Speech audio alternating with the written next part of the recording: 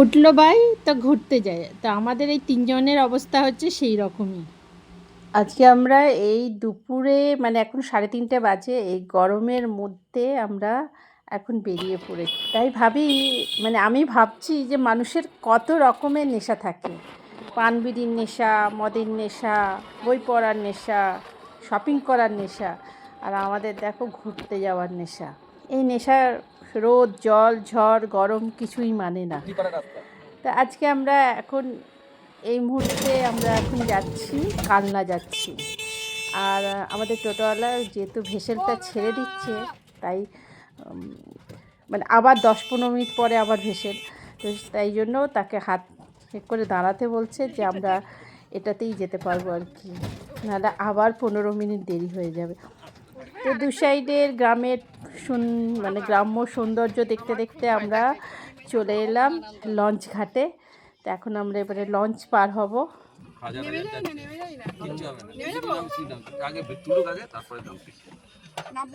বাবা কতগুলো গাড়ি উঠেছে, আমার তো ভীষণ ভয় লাগে।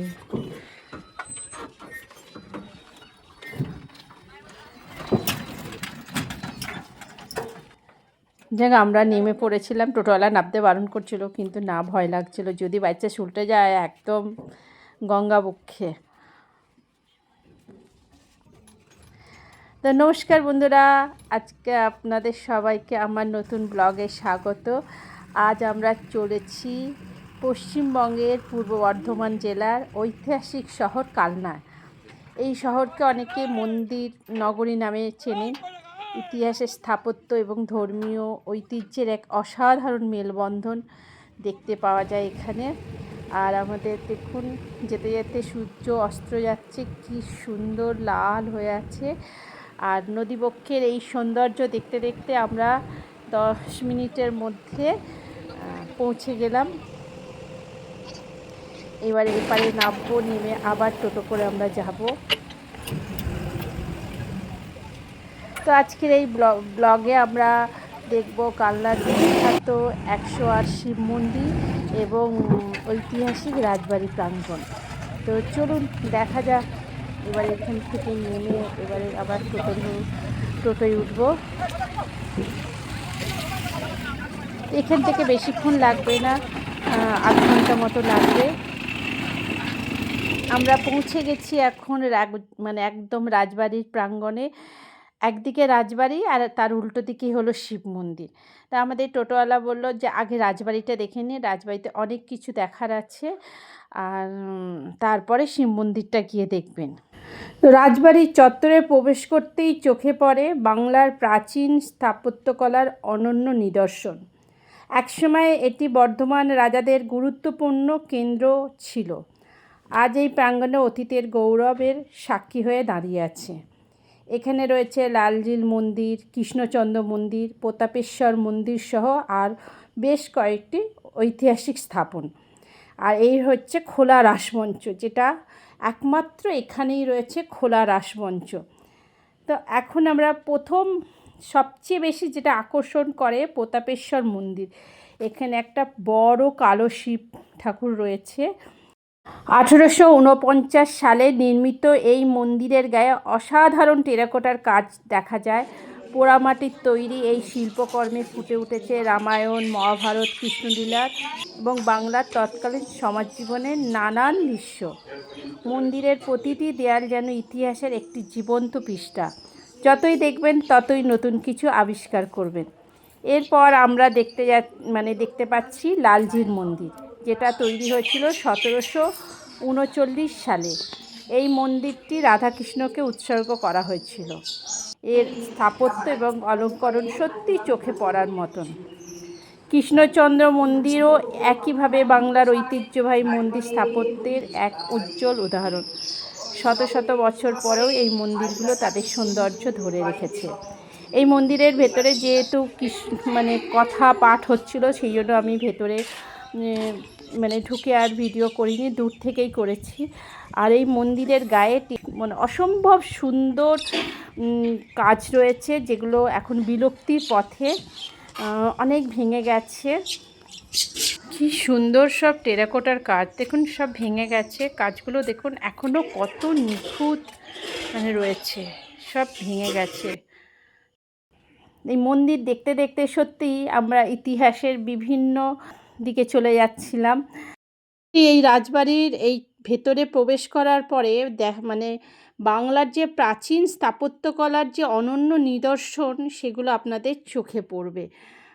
কৃষ্ণচন্দ্র যে মন্দির একইভাবে বাংলার ঐতিহ্যের যে মন্দিরের স্থাপত্য এবং উজ্জ্বল একটা উদাহরণ হলো এই মন্দিরগুলো।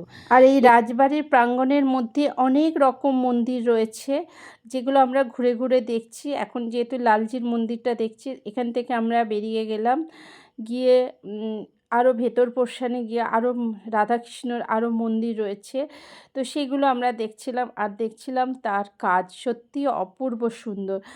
আর সবথেকে বেশি আকর্ষণ যেটা করেছে আমার, সবথেকে ভালো লেগেছে খোলা রাসমঞ্চ, যেখানে প্রতি বছর মানে রাসের সময় এই রাধাকৃষ্ণ এনে এই রাসমঞ্চে রাখা হয় যাতে জনসাধারণ এটাকে দেখতে পায় এবং চারিদিক থেকে যাতে ঠাকুরকে দর্শন করতে পারে, সেটা জন্য এই খোলা রাসমঞ্চ। এরকম রাসমঞ্চ আর কোথাও নেই। আর খোলা নকশার কারণে চারিদিক থেকে বিগ্রহকে দর্শন করা যায়। আর এখানে রয়েছে একটা পাতকুয়া, যেটাকে ইন্দারা বলা হয়। আগেকার দিনে মানুষ এটাকে ইন্দারা বলা হতো, জানেন এখনও জলটা নোংরা হয়ে গেছে, ব্যবহার হয় কিনা বুঝতে পারলাম না, কিন্তু একটা বালতি রয়েছে দেখলাম। আর সন্ধ্যের পর এই খোলা রাসমঞ্চে যখন আলোগুলো জ্বলছে না, অপূর্ব সুন্দর লাগছিল, সত্যি চোখে না দেখলে বিশ্বাস করা যায় না। তো রাজবাড়ি দেখে সত্যি মনটা ভরে গেল। খোলা রাসমঞ্চটা কি সুন্দর লাগছে। আর সত্যিকার প্রাচীন এই রাসমঞ্চ ধর্মীয় উৎসব, স্থাপত্য শিল্প, রাজপরিবারের ঐতিহ্য স্মৃতিবহন করছে। তো ওখান থেকে আমরা রাজবাড়ির দেখে আমরা চলে এলাম 108 শিব মন্দির দেখতে, ঠিক তার উল্টো দিকেই।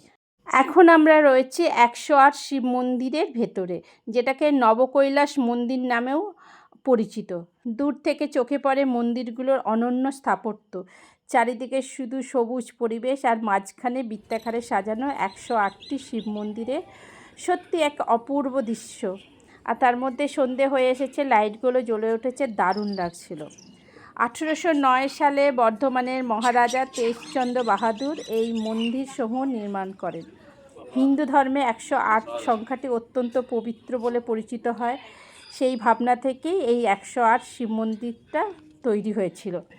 মন্দিরটা দুটো বৃত্তাকারে সাজানো হয়েছে, বাইরের বৃত্তে রয়েছে 74, ভেতরের বৃত্তে রয়েছে 34টা মন্দির। এখানে সাদা ও কালো রঙের শিবলিঙ্গ স্থাপন করা আছে, যা এই মন্দিরটাকে আরও সুন্দর করে তুলেছে। বাইরের দিকে যে 74টা মন্দির রয়েছে ওটা কালো শিব রয়েছে, আর ভেতরেরটা রয়েছে সাদা রঙের শিব ঠাকুর। তো আজকের এই রাজবাড়ি আর 108 শিব মন্দির দেখে সত্যি মনটা খুব ভরে গেল। তো বাইরে বেরিয়ে দেখলাম বেশ অনেক দোকান বসেছে, কিছু হ্যান্ডমেড জিনিসও ছিল, তো আমরা অনেক কিছু কিনলাম ওখান থেকে। তারপরে এলাম, তিতলি বলল এখানে খুব ভালো ফুচকা পাওয়া যায়, খুব বিখ্যাত ফুচকা এখানে। তো আমরা ওখানে টোটো থেকে মানে বেশ কিছুটা রাজবাড়ি থেকে আসার পর এই দোকানটা রয়েছে, তো এখানে আমরা টোটো থেকে নেমে আবার ফুচকা খেলাম। সত্যি ফুচকা খুব সুন্দর। তো ওখান থেকে বেরিয়ে আবার আমরা সেই লঞ্চে করে যাব, আর এই সময় উঠেছে ঝড় বৃষ্টি। আর এই সময় লঞ্চটা বন্ধই থাকে বেশি হাওয়া দিলে, কিন্তু উঠে পড়ার পর মাঝগঙ্গায় এসে সেই দাঁড়িয়ে রইল লঞ্চ, কেননা যেতে পারছে না ওই দিকে ঘাটেতে, অন্য একটা লঞ্চ অলরেডি দাঁড়িয়ে আছে, তো ও যতক্ষণ না বেরোবে এ যেতে পারবে না। সত্যি ভীষণ ভয় লাগছিল তখন, আর এদিকে বিদ্যুৎ চমকাচ্ছিল। তো ওখান থেকে যাই হোক ভালোভাবে বেরিয়ে এলাম। তারপরে আমাদের টোটোওয়ালা বললো এখানে একটা খুব সুন্দর মন্দির আছে, চলুন আপনাদেরকে ঘুরিয়ে নিয়ে আসে। সত্যি এখানে আসার পরে সত্যি এসে এত ভালো লাগছিল, কোনো ভিড়ভাট্টা নেই, কি সুন্দর, আর কি সুন্দর কাজ, টেরাকোটার এত সুন্দর কাজ, সত্যি দেখে মনটা ভরে গেল। আজকের ভ্রমণটা সত্যি দারুণ হয়েছে। তো দিনভর ঘোরাঘুরির পরে মনে হয় কালনা শুধু একটা শহর নয়, এটি বাংলার ইতিহাস ও সংস্কৃতির এক অমূল্য ভাণ্ডার। যারা ইতিহাস প্রেমী, যদি প্রাচীন স্থাপত্য দেখতে ভালোবাসেন কিংবা ধর্মীয় স্থানে ঘুরতে পছন্দ করেন, তাহলে কালনা অবশ্যই আপনাদের ভ্রমণ তালিকায় থাকা উচিত। তো আজকের ভ্রমণ এখানেই শেষ করছি, কেননা এরপরে আরও ভিডিওটা বড় হয়ে যাবে, তাই এখানেই শেষ করলাম। ভিডিওটি যদি ভালো লাগে তাহলে অবশ্যই একটা লাইক কমেন্ট করবেন, আর জানাবেন কেমন লাগলো আপনাদের মতামত, এবং আরও ভ্রমণ ব্লগ দেখতে চ্যানেলটাকে সাবস্ক্রাইব করে পাশে থাকবেন, আর পাশে থাকা বেল আইকনটাকে অন করে নিতে ভুলবেন না। তো আজকের ব্লগটা এখানেই শেষ করলাম। সবাই খুব ভালো থাকুন, সুস্থ থাকুন, আবার দেখা হবেন নতুন কোনো গল্প নিয়ে, নতুন কোনো ভ্রমণ নিয়ে, বা যদিও আমার ব্লগটা ডেইলি লাইফ ব্লগ, কিন্তু আমার ম্যাক্সিমামই থাকে ঘোরাঘুরি নিয়ে। তো আবার দেখা হবে নেক্সট ভিডিও, ততক্ষণের জন্য টাটা, গুড নাইট।